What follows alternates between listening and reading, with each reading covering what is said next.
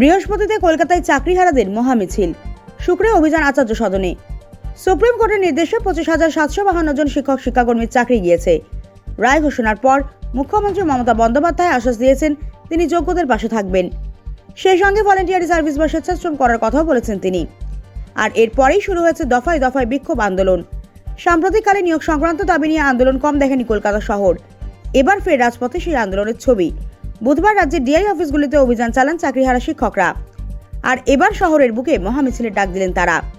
এদিন বিকেলে গান্ধী মূর্তির পাদদেশে সাংবাদিকদের মুখোমুখি হয়ে চাকরিহারা শিক্ষক শিক্ষাকর্মীরা জানান, আগামীকাল বৃহস্পতিবার শিয়ালদহ স্টেশন থেকে রানী রাসমণি অ্যাভিনিউ পর্যন্ত হবে মিছিল। শুধুমাত্র শিক্ষক নয়, চিকিৎসক থেকে বুদ্ধিজীবী সবাইকে মিছিলে যোগ দেওয়ার আহ্বান জানিয়েছেন তারা। দুপুর 12টায় শিয়ালদহ স্টেশনে জমায়েত করার ডাক দেওয়া হয়েছে। সেখান থেকে মিছিল যাবে রানী রাসমণি অ্যাভিনিউ পর্যন্ত। এরপর কলকাতাতেই থাকবেন সবাই। পরশুদিন অর্থাৎ শুক্রবার সব যোগ্য শিক্ষকরা স্কুল সার্ভিস কমিশনের অফিসে যাবেন। তবে আলাদাভাবে পুলিশের অনুমতি নিতে চান না তারা।